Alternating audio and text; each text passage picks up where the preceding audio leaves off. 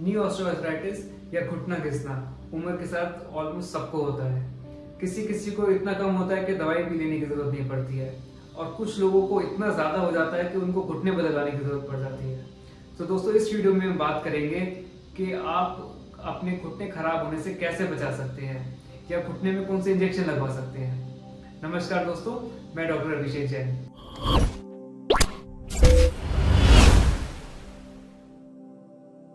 तो दोस्तों, अगर आपके घुटने में दर्द होना स्टार्ट हो गया है तो उसको इग्नोर ना करें।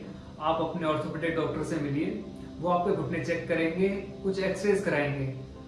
अर्ली स्टेज ऑफ आर्थराइटिस में वो आपके लिए कुछ दवाई स्टार्ट करेंगे, कुछ एक्सरसाइजेस बताएंगे और फिजियोथेरेपी स्टार्ट करेंगे।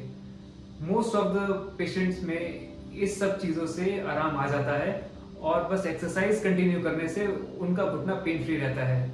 बट कुछ मरीज होते हैं जिनकी आर्थराइटिस का स्टेज आगे जा चुका होता है, जिनकी मॉडरेट आर्थराइटिस हो जाती है या जिनको इन सब चीजों से आराम नहीं आ रहा होता, उन पेशेंट्स में हम इंजेक्शन एडवाइस करते हैं। घुटने की आर्थराइटिस में लगने वाले मेजरली 3 इंजेक्शन होते हैं। सबसे पहला है पीआरपी का इंजेक्शन। पीआरपी के इंजेक्शन में मैंने पहले भी वीडियोस बनाई हुई है।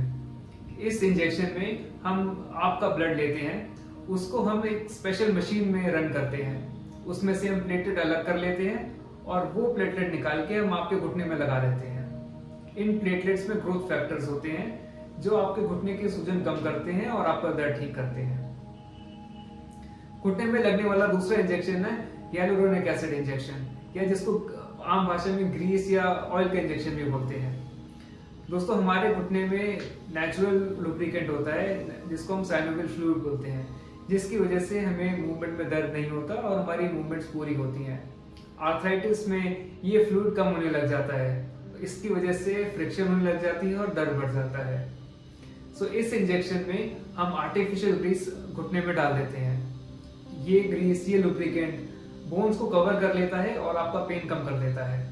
तो दोस्तों, ये जो 2 इंजेक्शन थे, पीआरपी का और हाइलुरोनिक एसिड का इंजेक्शन, ये आपकी दिक्कत कम करते हैं, दर्द कम करेंगे, मूवमेंट बढ़ाएंगे, बट ये कार्टिलेज डैमेज को ठीक नहीं करते हैं।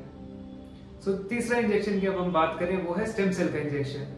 तो दोस्तों, ये इकलौता इंजेक्शन है जो कार्टिलेज रिपेयर करता है। तो स्टेम सेल्स एक स्पेशल सेल्स होते हैं जिनमें सेल डिफरेंशिएशन की प्रॉपर्टी होती है, यानी ये आसपास के एनवायरनमेंट में और ग्रोथ फैक्टर में अपनी शेप चेंज कर लेते हैं और नए तरीके के सेल्स बन जाते हैं। जब हम इनको घुटने में इंजेक्ट करते हैं तो ये घुटने के अंदर जाके कार्टिलेज के सेल्स बन जाते हैं और डैमेज कार्टिलेज को रिपेयर करने की कोशिश करते हैं। तो दोस्तों, अगर आप तीनों इंजेक्शन की बात करें तो पीआरपी और हाइलुरोनिक एसिड इंजेक्शन आपकी पेन और आपकी मूवमेंट इंप्रूव करेंगे। पेन कम होने के बाद आप फिजियोथेरेपी करा सकते हो ताकि उसके बाद आप पेन फ्री रहो।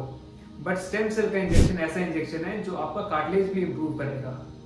अगर आपको घुटने में दर्द होना स्टार्ट हो गया है तो इसको इग्नोर ना करें, टाइमली ट्रीटमेंट कराएं, चाहे दवाई हो, चाहे फिजियोथेरेपी हो या भले इंजेक्शन हो।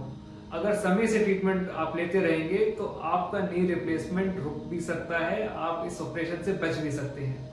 अगर आपको इन सब चीजों में कोई भी डाउट है, कोई भी क्वेरी है, तो आप हमसे नीचे कमेंट बॉक्स में या हमसे व्हाट्सएप पर संपर्क कर सकते हैं।